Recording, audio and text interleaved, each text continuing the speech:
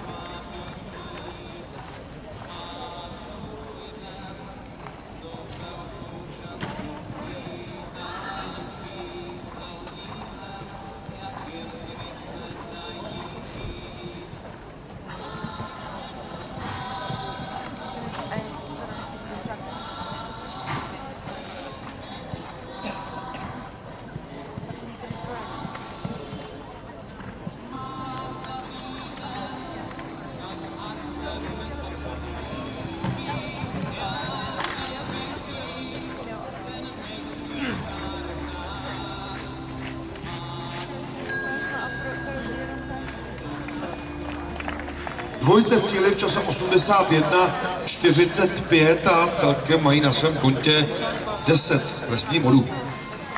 Startuje německá dvojice Liberty S. Gracia a Marco Nagel.